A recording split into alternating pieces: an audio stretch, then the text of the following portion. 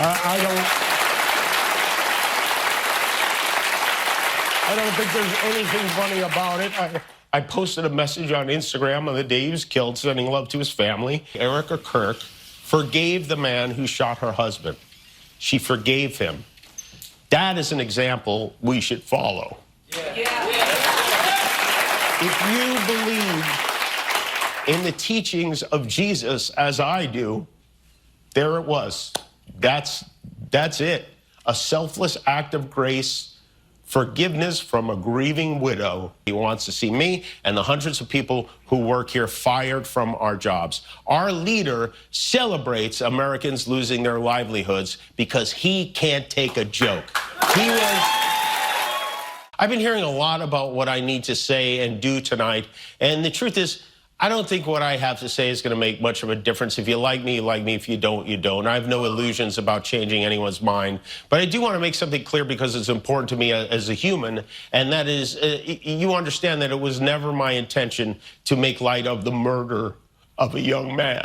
I don't think there's anything funny about it. I posted a message on Instagram on the day he was killed, sending love to his family and asking for compassion, and I meant it, and I still do. Nor was it my intention to blame any specific group for the actions of what it was obviously a deeply disturbed individual.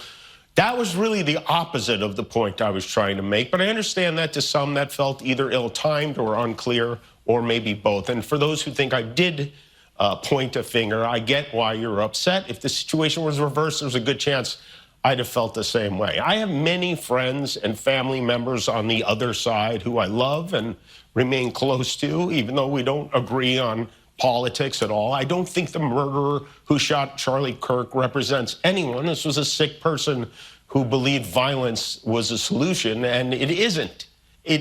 Ever. And also, selfishly, I am a person who gets a lot of threats. I get many ugly and scary threats against my life, my wife, my kids, my coworkers because of what I choose to say.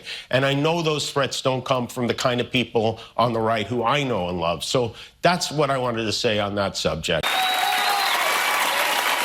There was a moment over the weekend, a very beautiful moment. I don't know if you saw this. On Sunday, Erica Kirk forgave the man who shot her husband. She forgave him. That is an example we should follow. If you believe in the teachings of Jesus, as I do, there it was.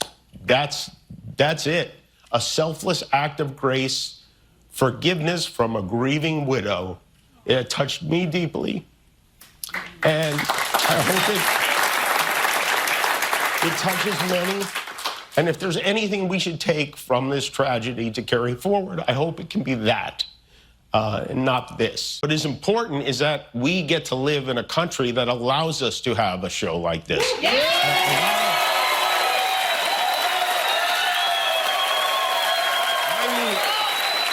I've had the opportunity to meet and spend time with comedians and talk show hosts from countries like Russia, countries in the Middle East, who tell me they would get thrown in prison for making fun of those in power, and worse than being thrown in prison. They know how lucky we are here. Our freedom to speak is what they admire most about this country. And that's something I'm embarrassed to say I took for granted until they pulled my friend Steven off the air and tried to coerce the affiliates who run our show in the cities that you live in to take my show off the air. That's not legal. That's not American. That is un-American, and it is so dangerous. Maybe most of all, I want to thank the people who don't support my show and what I believe, but support my right to share those beliefs anyway. People who I never would have imagined, like Ben Shapiro, Clay Travis, Candace Owens, Mitch McConnell, Rand Paul, even my old pal Ted Cruz, who, believe it or not, said something very beautiful on my behalf. Even though I don't agree with many of those people on most subjects, some of the things they say even make me want to throw up. It takes courage for them to speak out against this administration, and they did, and they deserve credit for it, and thanks. But one thing I did learn from Lenny Bruce and George Carlin and Howard Stern is that a government threat to silence a comedian the president doesn't like is anti-American. That's anti-American. And I am so glad we have some solidarity on that from the right and the left and from those in the middle like Joe Rogan. Maybe the silver lining from this is we found one thing we can agree on, and maybe we'll even find another. This puts them at risk. The President of the United States made it very clear he wants to see me and the hundreds of people who work here fired from our jobs. Our leader celebrates Americans losing their livelihoods because he can't take a joke. He was somehow able to squeeze Colbert out of CBS. Then he turned his sights on me, and now he's openly rooting for NBC to fire Jimmy Fallon and Seth Meyers and the hundreds of Americans who work for their shows who don't make millions of dollars. And I hope that if that happens, or if there's even any hint of that happening, you will be 10 times as loud as you were this week. I was not happy when they pulled me off the air on Wednesday.